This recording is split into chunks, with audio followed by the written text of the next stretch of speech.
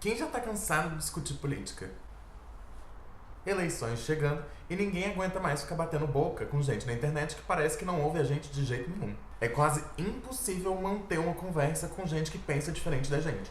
Mas e se a diferença não for só no jeito de pensar? E se a diferença for um pouquinho mais profunda? E se o nosso cérebro for diferente?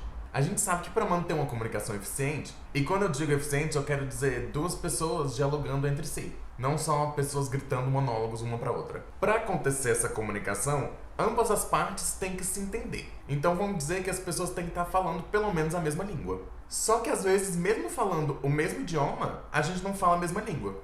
E a neurociência pode explicar por quê. E vocês sabem que eu adoro uma neurociência, né? Desde os anos 80, que os pesquisadores têm uma curiosidade de saber se o nosso cérebro e a estrutura dele fazem diferença na nossa ideologia política. E desde então, eles vêm tentando descobrir como que uma coisa interage com a outra. E o que eles descobriram foi que só observando o seu cérebro e as estruturas dele, eles conseguem prever com 71,6% de exatidão se você é conservador ou progressista.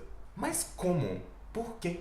E aí eu te digo, não é magia, é tecnologia. Tirando uma foto do seu cérebro e observando as estruturas dele, os neurocientistas descobriram que existe uma diferença entre o cérebro conservador e progressista. Normalmente, em conservadores, a amígdala cerebelosa direita é mais desenvolvida, e nos progressistas, o giro do cíngulo é maior. E o que isso significa? Já que a neurociência claramente não fala a mesma língua que a gente. Isso significa que nos conservadores é maior a área do cérebro responsável pelas informações emocionais, especificamente o medo, ou a reação de lutar ou fugir, fight or flight, que também é chamada de reação de estresse agudo. Isso reflete na personalidade, já que foi observado que conservadores normalmente preferem lealdade, estabilidade, constância, ou seja, não gostar muito de mudança, e que a religião e as tradições afetam as decisões. Em contrapartida, nos progressistas é maior a área responsável por novas informações e o impacto dessas novas informações na tomada de decisão. Ou seja,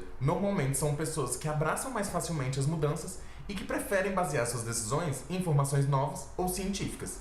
E aí eu volto lá atrás e te pergunto, será que a gente está falando a mesma língua? Porque quando a gente tenta mudar a opinião de alguém, primeiro a gente tem que observar o que forma essa opinião. E aí entra a perspectiva que todo mundo tem sobre o que o outro está falando. Porque não é só importante o que a gente está falando, mas como a outra pessoa está ouvindo. E às vezes, uma informação nova, ao invés de ser bem recebida, vai ser recebida com medo. E às vezes, se não for uma informação nova, nem faz diferença. E aí, talvez seja mais interessante para a gente se comunicar de uma forma mais eficiente, falar a língua dos outros. E aí entra a importância de saber com quem que você está falando. Porque se você for falar com um conservador, talvez seja melhor você lembrar ele da lealdade, das tradições, do pensamento religioso. E para falar com um progressista, é melhor você trazer uma informação nova ou científica. Que a gente tende a achar que vai convencer os outros da mesma forma que a gente gostaria de ser convencido. Mas não é bem assim. A gente tem que aprender como que o outro quer ser convencido para convencer. E aí, quem sabe, a gente não consegue abrir um diálogo mesmo quando a gente pensa tão diferente. Mesmo, inclusive, quando os nossos cérebros são diferentes. E também não vale se enganar achando que a neurociência entende que a gente é tudo preto no branco, porque política não é 880. Porque existe todo um espectro político que também inclui as pessoas que pensam no meio. E não existem muitas pesquisas que incluam essas pessoas nesse meio termo, nessa área cinzenta entre os dois extremos. E ainda tem a questão do nosso cérebro ser plástico.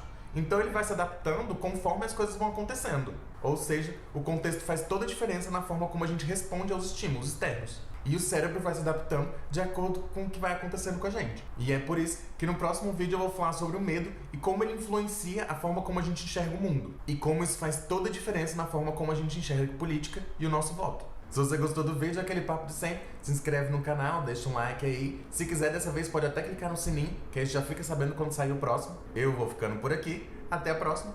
Tchau!